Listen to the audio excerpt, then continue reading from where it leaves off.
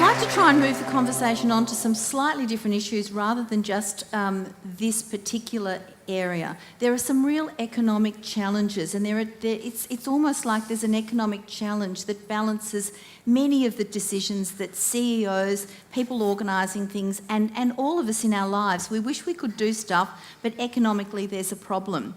So if we could have the IML folks show us question number 6.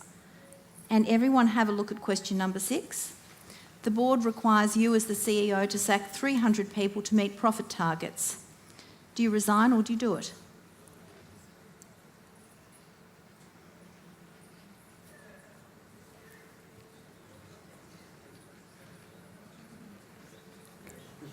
If we're honest, if we're really that CEO and we didn't have another job and we didn't have a partner that had a job, that would actually be quite a hard question.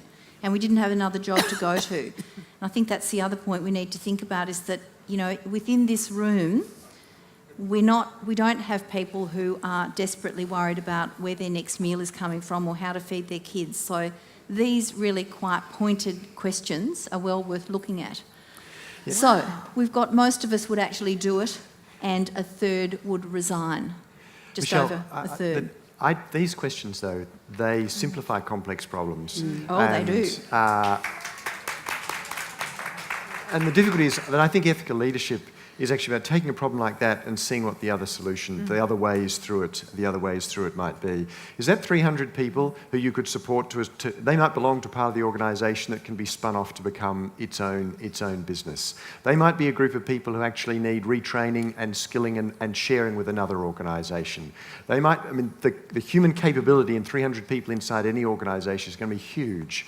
Your question as a CEO is, what do I do about the futures of that group of people? And so I think that if you're trying to get questions about ethical leadership, simple yes/nos in our world don't cut it anymore. The question for leaders is, how do I get out of the either-or dilemmas that I think have characterised the past? That's interesting. So as the CEO, the board has listened to all of that, said, I knew he's a nice bloke, he'll find a way, but sack them. They've got to be off the payroll by January 1. So you will find some way personally, will you? You'll go the extra mile yourself? If you're a CEO of a modern organisation that's obviously employing a very large number of people, the core of what makes your business good are the people. And if you've got a board that's halfway decent, they'll understand that as well. And you will have engaged in the kind of conversation that means a board should be supporting you to do that. Now, in the end, organisations will need to change their shape and size, and they will, as they gain efficiencies, there will be people who depart from them. The question is, not does that happen, but how does that happen? And do you do it in ways that nurture talent, or do you do it in ways that waste talent? Yeah, but not only that, do you do it in ways that protect people's human rights? Yeah. That's your right to paid work, and a whole range of other things. And I think if human rights principles underpin a lot of the decision makings that happens, that's a good start for ethical leadership. I think Rufus is absolutely right. I think that question is way too simplistic, and that's not a way a board would behave, actually. A board would, firstly, it's always CEO and management who raises what the issues are, not the board. And the CEO and management would come forward with a whole range of different options as to how the business issues could be solved. I mean, to say you have to sack 300 people coming from the board, I can't imagine that would ever happen, to be absolutely honest. It's just not realistic. I need some help from IML. I can only see the graph. I'd love to see the questions that are flying in on this topic. Can someone come and... here we are. Okay, let me see the questions. Got some new ones. Is the challenge of ethical leadership that we're all committed to things we happily present outwardly, yet inwardly we're quietly committed to things, even ashamed of them, that conflict with these outward commitments, e.g. personal power and success, greed, etc.? This is where social media comes into its own, doesn't it? I mean, the number of errant tweets that we've had, even recently in the whole situation with Indonesia, and... a member of the government tweeting something that was incredibly irresponsible, in my opinion, at least, you often have a revelation about somebody's personality in Facebook or in a tweet that they wouldn't in person present.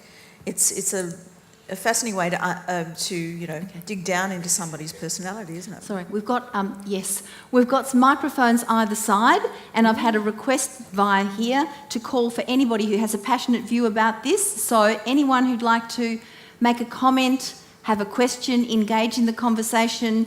I'm a bit slow on this, so come to the microphones. Okay. Can I just pick up on what Deb Sure. was saying before we take the gentleman's question?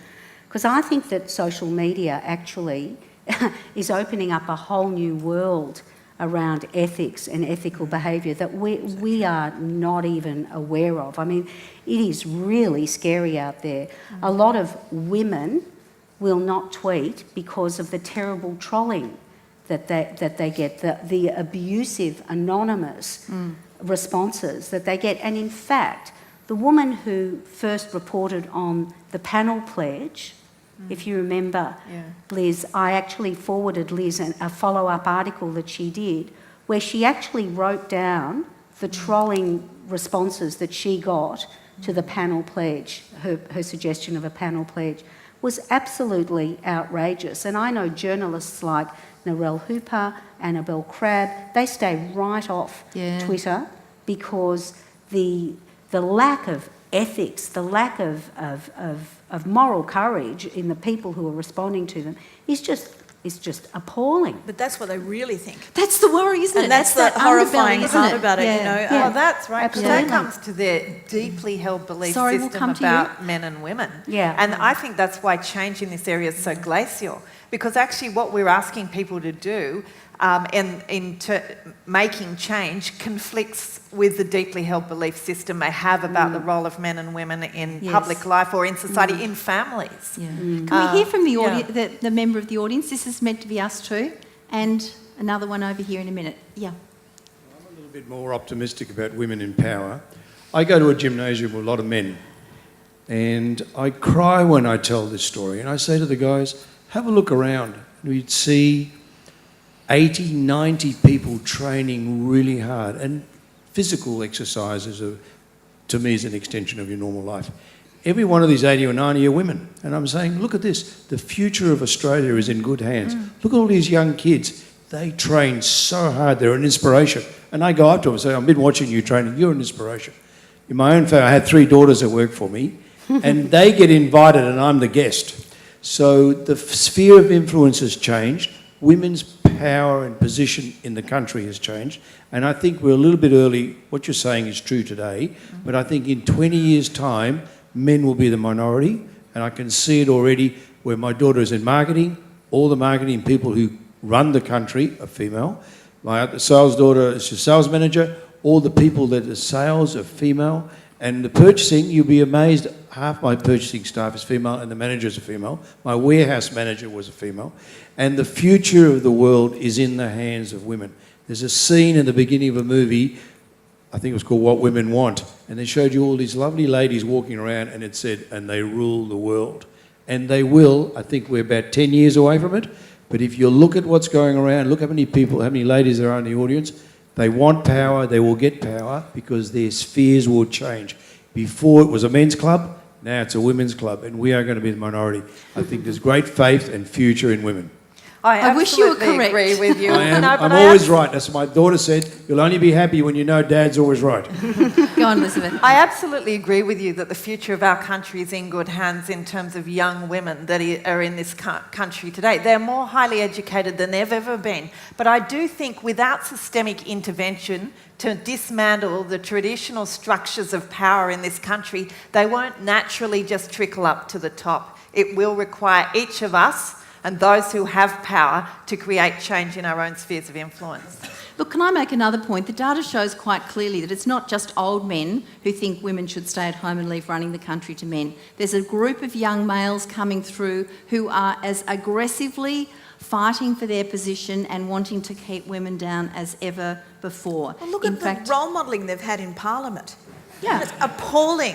Yeah. It's sickening to have watched that over the last 3 years. And, you know, But, yeah, So I don't think we can just be sitting- complacent and say it'll all be okay in 10 years when the old fuddy-duddies have And moved it's so on. incremental, these 10 years, these 20 years. No, I'm not going to We've got a question over here, or a comment, or a passionate view. Hello. I just wanted to ask, maybe it's Carol that can answer, if the playing field is level, accordingly it is to the gentleman before, what's the percentage on boards these days of women?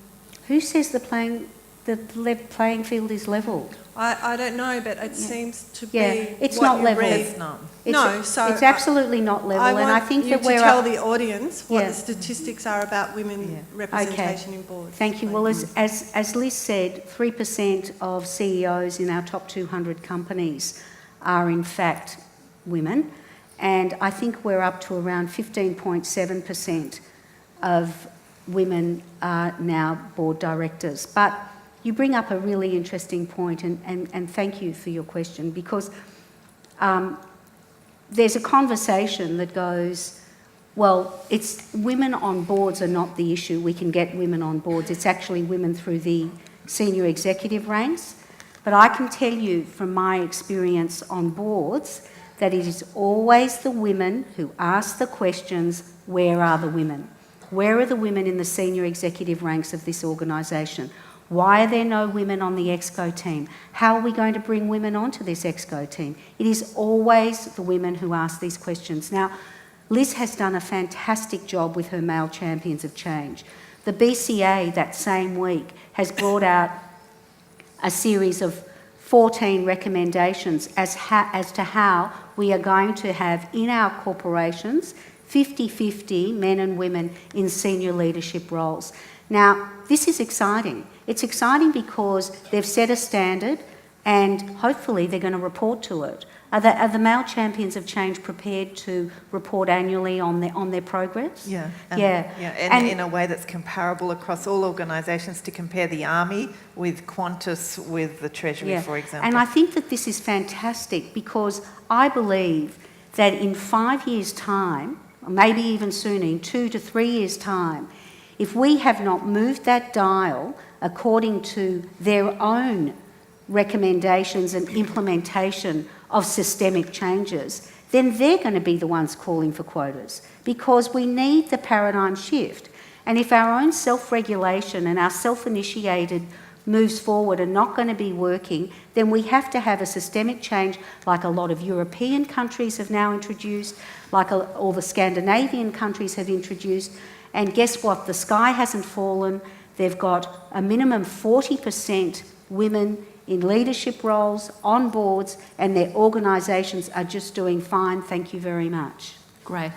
We've got one more question over here lined up, but can I invite the audience to start thinking more broadly than this, to start thinking about some of the other dilemmas, like those to do with the environment, those to do with leadership when it comes to the mental health issues that this country is facing, when it comes to the ethical dilemmas about leadership around our young people and drugs and alcohol, some of these broader issues that we haven't even begun to touch on yet. So if we could have some thoughts from the audience or ideas, that would be great. But for the moment, over here.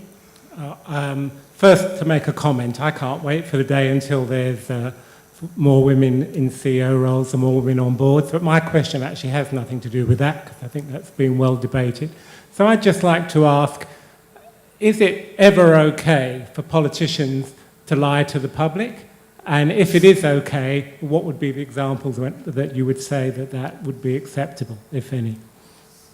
Rufus. Yeah, I don't think it's ever okay to deliberately lie. And in fact, I think in the last week you've seen an interesting case of when we decide not to lie, but actually there are times where there may be confidential information. There may be times where we've got to hold things, but you can simply say these are not for public consumption. The consequence of that is you wear a lot of political damage. And we have to have a system that becomes a lot more robust about the kinds of conversations that we have where you're prepared, where leadership is about wearing the cost of speaking truthfully to a population. And I think when you look back through history where leaders have spoken truthfully and it's been awkward, that in the end history's tended overall to vindicate those who've been prepared to have the truthful conversation with their population. And if there's a reason why I think the disillusion with politics is as deep as it is, it's because people sense that we're not ready for those truthful conversations, or that politicians aren't ready to have them with the community, and the community's a lot more ready than they are to have those conversations about the difficult choices that we have to make. And we do have large and difficult choices to make. Can I suggest that Well, so we're barely talking about leadership here. We're about ethical leadership. How about some leadership? Can I suggest that the government actually is lying all the time when they present unemployment figures suggesting that there's only 5 to 6% of the Australian population or the workforce unemployed? The real number is closer to 10.5% of the workforce is unemployed, and another 10% are underemployed. And if you calculate unemployment and report it to the population, and only people who were actively looking for work in the last week, if you had a couple of hours work with your mate, you're not unemployed. If you got the kids out of childcare and you were looking after them, you weren't available for employment, so you were unemployed. This is a lie that all governments are complicit in around the world, and the only reason I can think they do it is because if we all knew how bad the level of unemployment was, we would be very miserable. Consumer confidence would take a dive. So there are many, many little lies that governments actually put forward. KPIs can tell many lies, and I think we need to all be aware of that and realise we're complicit in that too. Yeah, I think the other thing is media organisations are deeply complicit in creating this kind of culture. And one of the new media possibilities, and if anyone doesn't go online to the conversation, you should, because one of the opportunities is to find sources of media that are prepared to enable us to engage with the genuine complexity of issues. And with the radical diminution of plurality in Australia's media, I think we are at more danger than ever before of creating a culture that incentivises politicians to lie to us. And we do have an opportunity to respond to that by choosing what media outlets we look at. And more the online world present us with alternatives to the mainstream media, which are prepared to enable us to have a more serious engagement with the complexity of the issues we face. Great. I've got a query here or a suggestion. The discussion's fantastic, but please take it back to ethical leadership. And I've got a question from somebody else. Can I just say one thing on that? Yeah. I think that everything we're discussing actually is based on ethics and ethical leadership. The dilemmas we're talking about, the issues, all have their basis in how do we deal with this ethically? How do we deal with these issues according to our values and how we think we may impact on our family, our organisation, our country as a whole through the decisions that we take. And these are decisions that we're all making every day. And guess what? They are based on values and our personal ethics. So I disagree with that person who says, can we bring it back to ethical leadership? Because actually that is gender. what we are discussing. They're flying in saying diversity is more than gender. Absolutely about ethical leadership. Absolutely, We won't it's fix one this example. issue. Can we move on? Somebody's actually said, with anti-bullying legislation in effect from January 1st, how do we out and or change those leaders with bullying behaviours? So comments, but I've also got a question. Put a few more women around the cabinet table. Number 8, please, from Mr. IML. Can I answer that question about bullying? Yeah. Bullying, cyberbullying, and we're looking at it in terms of cyber racism and other things. And let's face it, the internet's become also another vehicle for sexual harassment, social media has. Where we see that more effectively dealt with, and this is about the bullying boss, it has to be about collective action and bystander intervention. I think we need, as ethical leaders, to find the ethical courage, the moral courage to actually step outside the group and say, you know what, that's not okay. And that's very hard to do when the power relationships are different in organisations. I work with a lot of whistleblowers in the military and other quite closed environments. And so I see not just the fear of victimisation, I see actual victimisation of those who are prepared to speak out. But unless we have people who have the moral courage to take action and stand up to bullies, we're not going to eradicate it from the Australian landscape for our children and the next generation. It's not easy to do, but it is possible. Yeah, Great. and also, I made that comment about put more women around the cabinet table. It's a bit facetious, but the fact is, again, studies show that when you have a group of all men sitting around a table, as when you have all women sitting around a table, you're going to have different behaviours to if you have a diverse group sitting around a table, because the conversation is different and the outcomes are different. Good. So bring on the diversity. Bring on the diversity. So the question here, the CEO is a known sociopath. He's engaging in bullying and deceptive behaviour, but he achieves results. Should his contract be renewed or terminated? So what do we do with him? Terminated. Notice a him. Off with his head. Off with his head, yep. This could have been multiple choice. Terminate, then off with his head. We've still got people making up their minds. His or her, surely. That type of behaviour makes an organisation totally unsustainable. But that's clear, that result. We all believe that, but Yep, why let's are there have so the many next bullies question, at the because top of that goes to your organisations? point. The next question, please. We're being very disobedient, aren't we, No, Michele? no, Sorry. I just need to keep it moving, and you can keep talking because they take a long time to Okay. make up their mind in this room. So the sociopath CEO is terminated, There's a and the gentleman up profits there, I fall. think he wants to say What are they going to do? Yeah. Yeah, okay. I just had not a question really, more of a Yes. comment around when I was back in university. Consistently, the class numbers, there was always more females than males in the classroom, and not only that, the females were actually outperformed the males academically, is what I found. And even though I'm pretty young, I've seen a lot in the world, and I think it was you before, Carol, that said the point on certain boards where you have equal representation of women and men, these companies they're doing just fine. I think the language should also change, because what makes an organisation successful for those of us in business is the different perspectives. And when there's certain perspectives that a woman will have that a man just doesn't have. So if the language changes so that it's not just they're doing okay, but it's actually preferred, and that's a good thing for the organisation, that message starts getting filtered down at these sorts of places. Thank you for that. You're absolutely right. Language is really important, and the fact is that all the studies show that the profits are higher in organisations where there are diverse boards. I think where there are 3 or more women on the board, the results just speak for themselves. So you're absolutely right. But I guess it's a little bit like it's a blowing the horn sort of thing. I want to sort of appear to be a little bit modest about all of that. Thank you, though. Have we got an answer? Okay, so the sociopath CEO is terminated and the profits fall. Will you sell your shares? A few will buy more shares, or keep your shares. Well, honestly, I have to put it to the audience. Is this one of those, 8 in 10 Australians drink less than the average? I just throw it out Michele, there. you I have a don't really know. troubled view of the world.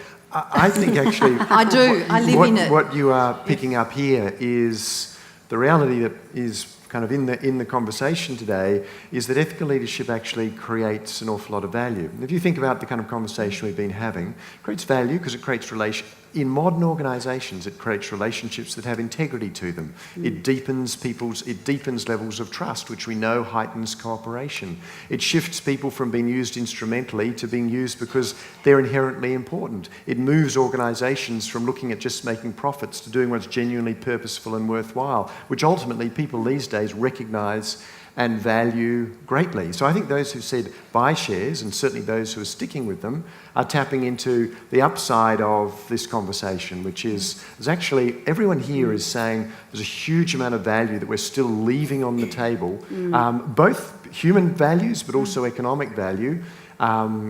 And we've got to avoid constantly framing this as gotcha moments for where we're kind of tripping I up. didn't want to be the bad guy in the room, but someone had to.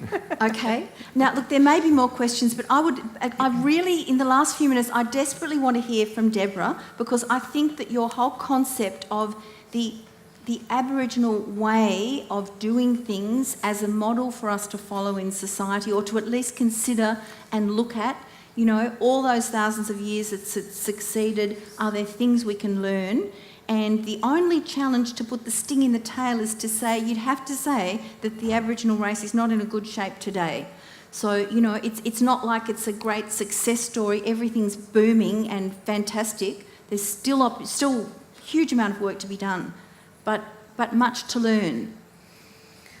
Well, I don't know where to start with that. Well, first, I'll say that I see so much success in Aboriginal Australia. That's because I'm there. I'm in that space. But I understand where your perception comes from, and maybe the perception of people in this room as well. And it comes back to what you're being fed constantly, and the language that is being used constantly. And if it's being used to suppress Aboriginal achievement from being on your radar, then it'll be used in other areas as well. Okay, if it's working there, it'll be used elsewhere. And I think that this is a danger for us at the moment, the language of low expectation. You know, the most alarming thing when the government, when the Liberal Party came to government just after the election was, we're now open for business. What a damaging statement, you know. So just taking it back to your question though about Aboriginal Australia, most people, there may even be people in this room, I might be the first Aboriginal person you will have ever met. You may have never been in a room with another Aboriginal person. I won't ask you to put your hand up and identify, but I constantly meet people and I know I'm the first Aboriginal person they've ever met. So 2% of the population, how can we be represented? We are mostly represented in the negative, and this is a problem, and it's not actually the reality. Yes, there are gaps to close, but I actually put the challenge out that the real gap that we need to close as Australians is the gap of ignorance that non-Aboriginal Australians have about Aboriginal Australia. Most people don't know. So here's a simple thing that you can do. Pick up your remote control when you get home, if you have a television set, and turn it to channel 34 for a week and just watch news and documentary and drama presented through an Indigenous perspective. It's not only Australian Indigenous, mostly the content on Channel 34. I don't work for Channel 34, but I talked about this Indigenous lens before, and I know that in this room you're going to be scratching your head thinking, well, how do I engage with the Aboriginal community? How do I do it? Well, it's as simple as that. Hear the Aboriginal narrative. Look for the shared ground and see the great, incredible, largely untapped resource. I can't believe that in Australia, where we are so good at celebrating success, we're all eager to know if we'll back up the win from the first test in the Ashes. Will Mitchell bag another 5 wickets? We want to be the best. We want to win. We do win if we engage with Aboriginal culture. And it's not something, though, it doesn't really have anything to do with me. You know, I have an opera company. 5 years ago, I was the only Aboriginal opera singer in Australia. I wasn't the first. Harold Blair was the first, a tenor from Cherbourg Mission. I just didn't want to be the only one, and I certainly refused to be the last. We now have a national company. It only took 3 years. We're into our 5th already. There's success out there. If you engage with it, it will change your perception about what Aboriginal Australia is, because at the moment, there are 2 words that you must separate in your mind if you're going to get this concept. Separate the word Indigenous from issue. Never say those 2 words together again. Certainly, issues that Indigenous people face, yes. But the issues of themselves are not Indigenous. Great point. Michele? Thank you. Yep. We've got 2 minutes or so, haven't we? No, we've got a couple more, but I just wanted to say there's a comment on Twitter that, and I think there are quite a few senior business leaders in the room here. I know that Hugh Morgan's here, John Stanhope's here, Steve Vamos here, and others. The Twitter comment is, ethical leadership debate would be enhanced by representatives of the companies and organisations that face the big issues. Would they come? Well, they're here. So do the they want to question come is, up on the stage? do they want to comment? I mean, because I think that's coming in a bit on Twitter. Right. And I just think it'd be really good to hear from, like, Steve, would you like to say anything? Steve's coming up. Thank you, Steve. Thank you very much. This Great, is Steve Vamos, great. who'll be speaking tomorrow, who's a director of Medibank, David Jones and Telstra. Steve. Thanks, and I serve on boards with 2 chairs that are female and 3, we're now at 50% on DJs. We have 3 on Telstra, and Medibank is a female-dominated board. Look, I want to thank the panellists for their comments today. I guess my perspective is that we talk about issues. We don't get enough into the root cause. We touched on it today around leadership, ethical leadership. Whether you want to be more innovative, productive, sustainable, diverse, inclusive, tech-friendly, competitive, whatever it is you want to do, it's a change agenda. And we underestimate the fact that our mindsets in our workplaces, in our society, are not built for change. We're products of Western industrialisation, which is be in control, don't stuff up, and know the answer. And so now what we're saying is there's a whole new world of possibility out there in all our people. How do we embrace it? What I would like to see is that all the agendas unite and we lift and raise this whole issue of leadership and leadership capability. We get plenty of schooling in the tangible and not much in the intangible. We're asking people to think and behave differently. That's a massive, massive shift.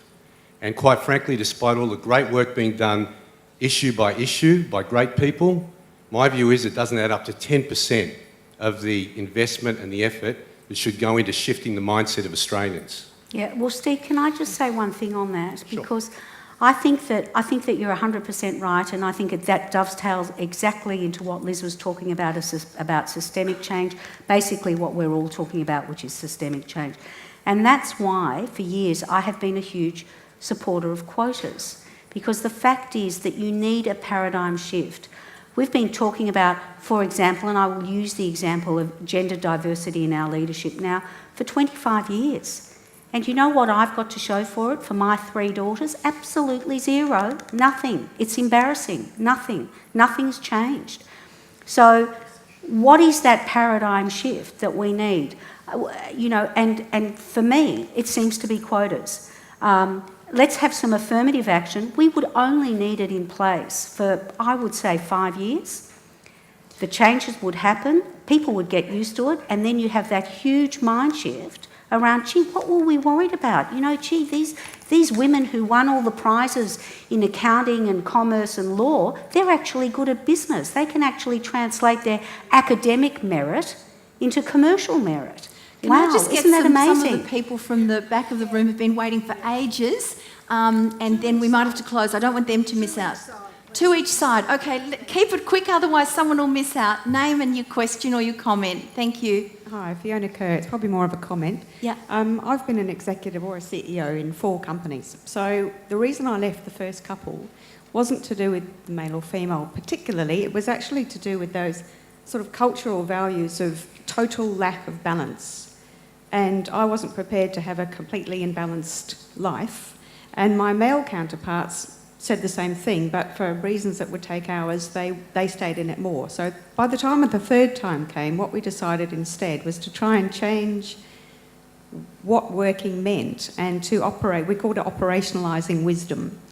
And so it was a change in the balance of what you take to work and how long it should take and all of those sorts of things. And what I noticed was over years, we got more women naturally coming because it was a more balanced organisation, but we also got happier men. So yes, I think gender is an issue, but there's a huge issue around what work means in this country.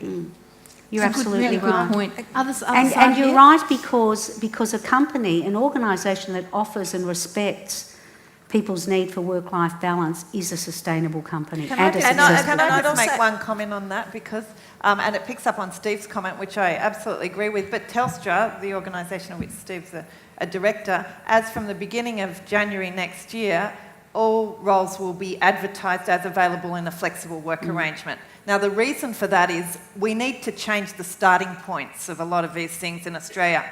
And when every role is potentially available in a flexible work arrangement, and it's for the manager then to say, well, actually, no, that one can't be, it needs to be in a full-time role, we're actually changing the whole conversation. And I think that's what needs to happen more, and it will require bold leadership like that to actually change the picture around some of these things. We've got a question over here. Yeah, I'd like to take it a bit step back, I guess, in terms of my questions. I believe that the youth would be our future. And in terms of ethical and moral framework, is there a structure that is in place in terms of educations of the youth to make sure that they are aware of the ethical and moral framework in their lives? Rufus. Yeah, the answer is no. And it's a major issue. The quality of ethics teaching in schools and universities is really poor. People are offered, at best, often a kind of a jumbled mix of different ways of thinking through ethics, and there's a major need for it. The most well-attended undergraduate course at Harvard is Michael Sandel's course, Justice, which kind of fills this desperate need for good ethics education. It's available free online, and his book, Justice, is fantastic. So if you, your kids, are looking for that bit that's gone missing, go online and watch Michael Sandel's Justice. It's a fabulous question, really good question to raise the issue. Over here. Hi guys, I'm Rosie Southwood. I'm interested in the age-old issue around morals and ethics, universal or relative, and I think it's a really pertinent issue given sort of increasingly global supply chains, etc. So just interested in if the panel has any tips on how we navigate ethics in very varied international contexts. Yeah, I'd take the angle on it. It's a false dichotomy, the idea that it's all relative or subjective. If we think about the importance of pursuing something worthwhile like families, family structures will take very wide range of forms in different societies, but we'd all agree that, or we're quite likely to be able to get agreement, that actually respecting the rights of to have a family and to be a family is really important. So I think we've got to get out of the either-or world, be ready to respect the fact there's a plurality of worthwhile things that people will pursue in different ways. But I think, as Liz would readily kind of emphasise, there are ultimate bottom lines. There are, in the end, we've got to, the great gain of the 21st century, the late 20th century is we agree. There are some absolute norms. There are some real boundaries. So I think we can get out of the either or debate if we're going to handle this well. Part of the problem, though, is we're dealing in such short amounts of time. I go back to 1,000 generations, 70,000 years of culture. And we're talking about 10 years this, 20 years that, even in a 1 in 100 year event. Ooh, really. So what I wanted to come back to in your question was, I've lost my train of thought there. Unfortunately, I interrupted myself. Sorry, could you just repeat the last bit of what you were saying? Because... Universal. Any tips for how Australian organisations can navigate ethical dilemmas in really diverse international contexts? So where's the place that you want to be? The point that I want to make is that there is enough for everyone, but everyone does not have enough. And that's what ethics come down to me. That's what it comes down to for me, that there is in the world, or even in this room, or in Australia, or in a regional, remote, whatever Australia, there is enough for everyone, but not everyone has enough. And in Indigenous society, everyone had enough. There was enough for all. And, your point, I'm sorry, I missed your name right at the beginning there, but the point that you were making, the lady before last, what was going to be the main point of what you had to say? What were you asking for? This balance? Did it really come down to working smarter instead of harder? Again, an Indigenous layer that I can impose on that. If you look at Indigenous societies in Australia, the most affluent society were what we call the Tasmanians, the Palawa people. How did we know that? They had the fewest tools in their tool set. They worked the least number of hours in a day to achieve enough for all. They worked smarter. They had the fewest tools. They needed only a few. There was enough for all. What did they do with the rest of their time? They created their art. And then they passed on all their knowledge, not written down, but through their song, through their dance, through their visual arts, through their storytelling. So there's an Indigenous model that we can apply again to your point. There are all of these things, they open up so many possibilities, don't they? We've got one person left. Last question. I'll try and keep it brief. My name is Izan. I'd just like to ask a question. I have a belief that transparency is important for ethics. So it's very hard to do unethical things, or it's easier to do unethical things behind closed doors. How does the panel feel about the potential for new technologies that make it easier for whistleblowing, such as WikiLeaks and Edward Snowden and cases like that? Thank you. What a wonderful question to round off with. Panel? The importance of transparency and technology and transparency? I mean, transparency is crucial. Yeah. Absolutely crucial. And if I can just put in at the pointy end for me around that is domestic violence. That happens behind closed doors. The only way we can help to stop that happening is to drag it out of the shadows, to make the private public through a form of transparency, which is different to internet, although there's a lot of great internet sites now which are helping to progress the end of domestic violence. But I absolutely agree with your proposition. But also it has to go beyond economic rationalisation, because you'll say, oh, but we took the ethical path because our ethics demand that we support our shareholders. So we did what we had to do because we supported our shareholders, regardless of the cost of society, regardless of the cost of the world. So I think it has to go beyond that to core value. Yeah, I think just the one thing on the danger with transparency in our kind of internet age is it risks violating both the right place for privacy and confidentiality. And what the kind of transparency we need to demand are the transparencies where reasoning should be public and where the consequences of what people do are public. And too many times we do have the reasoning that should be public behind closed doors and private acts that are actually public acts behind closed doors. But if we don't draw the boundaries carefully, then we risk losing our privacy, losing our confidentiality, losing the space around which we can form our identities, develop our intimacy, and continue to pursue many of the things that make for a good life. Thank you, panel. Thank you, all audience. I'm sure this conversation can go on outside as you all go further and go into the next phases. I feel like we've only just begun, which is probably a good way to feel at the end of a session like this. So thank you all, and thank you, audience.